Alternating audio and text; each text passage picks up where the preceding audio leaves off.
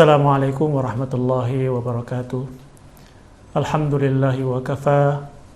Wassalatu wassalamu ala nabiyil mustafa wa ala alihi wa sahbihi ahli siddiqi wal wafa wa ba'd. Saudaraku sekalian yang dicintai Allah Subhanahu wa taala.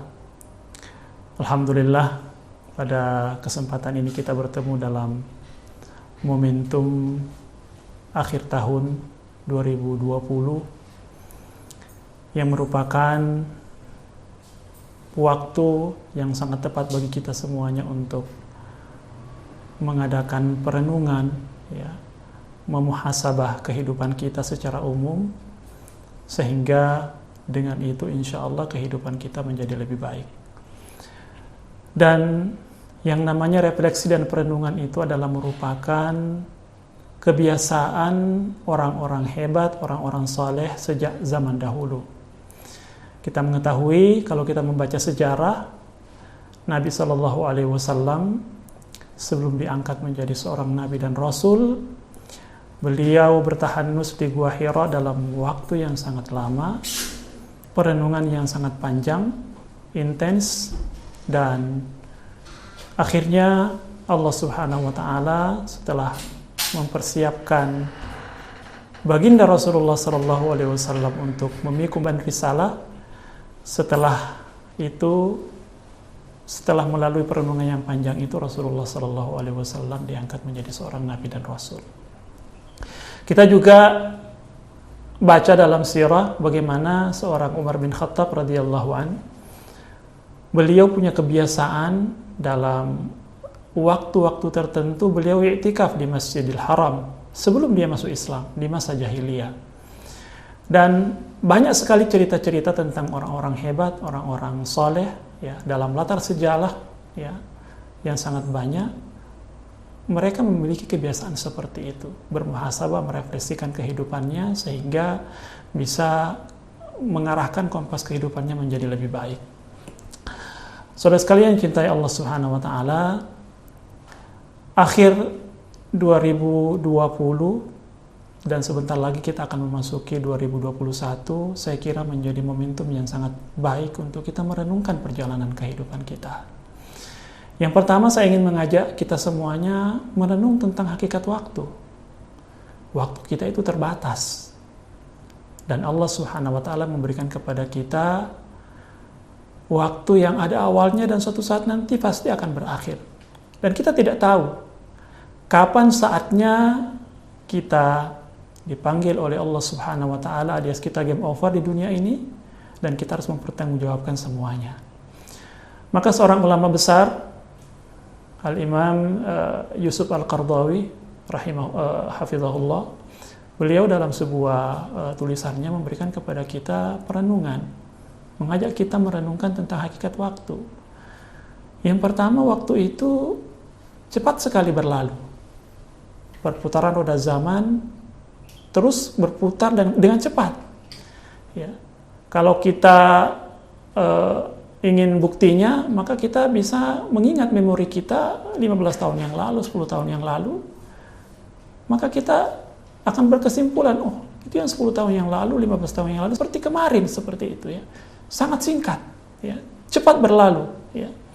Sehingga yang menjadi kewajiban kita, saudara sekalian, adalah bagaimana memaksimalkan waktu-waktu yang Allah berikan kepada kita. Kemudian yang kedua, kata beliau, yang namanya waktu itu, kalau dia sudah berlalu, tidak mungkin kembali. Ya, makanya seorang ahli iman mengatakan bahwa yang namanya aset waktu itu adalah aset yang tak tergantikan. Kalau kita kehilangan materi, begitu ya, ya, mungkin kita bisa, atau kemungkinan untuk kita bisa mendapatkan yang lebih banyak dari yang hilang itu masih terbuka lebar, gitu ya. Tapi kalau kita kehilangan waktu, ya, 1 detik yang berlalu dari kita, 1 menit yang berlalu dari kita, itu tidak bisa kita gantikan, tidak bisa diganti. Ya, itu sudah tercatat di sisi Allah Subhanahu wa taala dan nanti kita akan bertanggungjawabkan di hadapannya. Ya. Dan yang ketiga, yang namanya zaman itu tabiatnya adalah ketika dia sudah berlalu, kita tidak akan mungkin bisa kembali ke masa lalu kita. sekarang ini era yang serba canggih, ya. Manusia bisa membuat alat-alat yang tidak pernah terbayangkan sebelumnya. Sudah menjadi sunnatullah bahwa tidak ada seorang pun yang bisa membuat mesin pengembali waktu. Ya, itu tidak ada. Sampai hari kiamat pun tidak akan ada itu, teknologi seperti itu. Ya. Maka dari itu, saudara sekalian yang dicintai Allah Subhanahu wa taala, kalau kita menyadari hakikat ini, maka yang perlu kita lakukan adalah bagaimana dari waktu-waktu yang Allah berikan kepada kita ini, yang sangat terbatas dan sangat berharga, itu selalu kita evaluasi. Ya. Dan ini adalah wakfah. Ya.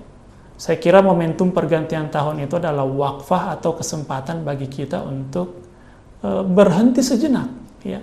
Kita mereview kehidupan kita sebelumnya, apa yang kurang, apa yang mesti diperbaiki dalam semua dimensinya, begitu ya. Skala pribadi kita, bagaimana kita dengan orang-orang yang di sekeliling kita, dengan pekerjaan kita, dan yang lebih penting dari semuanya itu, bagaimana kita menajamkan visi akhirat kita.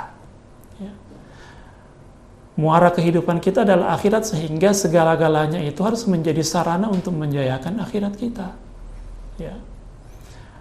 Kita dalam kehidupan ini memiliki atau diberikan amanah peran yang sangat banyak. Ya. Dan peran-peran itu dalam waktu-waktu tertentu harus senantiasa kita evaluasi. Ya. Kita di keluarga, peran kita sebagai seorang ayah, sebagai seorang suami, sebagai seorang kepala keluarga, ya. Di pekerjaan juga seperti itu, di masyarakat juga seperti itu. Seluruh sisi-sisi kehidupan kita itu, saudara sekalian yang dicintai Allah Subhanahu wa taala, kita evaluasi. Karena dengan itu insya Allah kehidupan kita akan jauh lebih baik. Ya. Makanya secara khusus dalam Al-Quran di surah Al-Hasyr, Allah Subhanahu wa taala memberikan kepada kita pesan yang sangat penting, ya ayyuhalladzina amanu taqullaha wal tanzur nafsum ma qaddamat lighadi wattaqullah. Ya, wahai orang-orang yang beriman, bertakwalah kepada Allah dan hendaklah setiap kalian, ya, memperhatikan, ya, melihat, mempersiapkan apa yang akan dia lakukan esok harinya. Ya. Ini kata-kata gad dalam bahasa Arab itu artinya luas, ya. Bisa besok harinya begitu ya, bisa dalam jangka panjang begitu ya. Ya. Mayadumul mustaqbal itu masuk dalam kata-kata gad, ya. Apa yang setelah hari ini itu namanya masuk di waktu yang akan datang, kita harus persiapkan, ya. Nah, sekarang ini saudara sekalian, banyak orang tertipu, ya. Karena dia hidup di dunia, sehingga yang selalu dievaluasi, yang selalu direncanakan adalah perencanaan-perencanaan yang sifatnya dunia ansih. Ya. Ketika seorang ayah ingin mempersiapkan anaknya, ya, mau jadi apa, itu selalu terbatas atau mentok pada urusan-urusan dunia, gitu ya. Ya, bagaimana nanti pekerjaannya, bagaimana nanti posisinya, begitu ya. Sehingga yang dipersiapkan adalah bagaimana seorang anak itu menghadapi dunianya. Ya.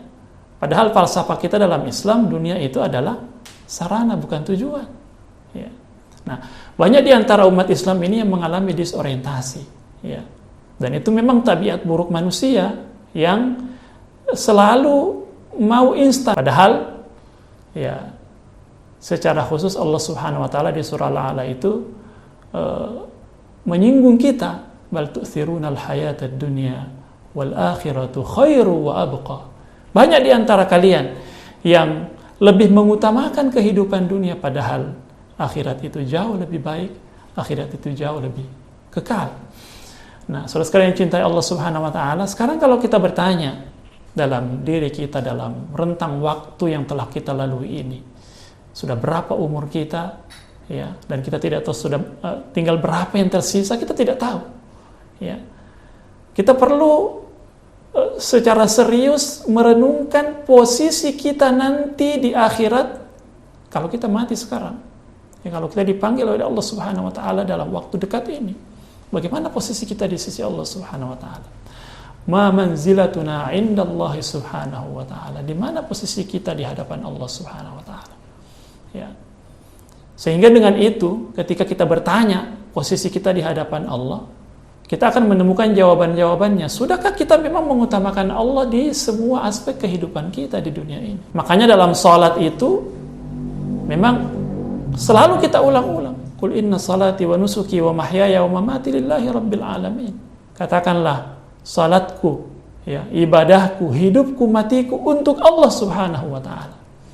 Sehingga langkah-langkah hidup mukmin sejati itu selalu diselaraskan dengan keridhaan Allah subhanahu wa ta'ala. Sekarang kalau kita tanya pada diri kita, saudara sekalian cintai Allah, dalam semua aktivitas kita, ya, apakah betul-betul langkah-langkah kita itu selalu kita niatkan untuk keridhaan Allah, sehingga kita pastikan cara yang kita tempuh, keputusan yang kita ambil selalu selaras dengan keridhaan Allah subhanahu wa ta'ala. Ini menjadi pertanyaan.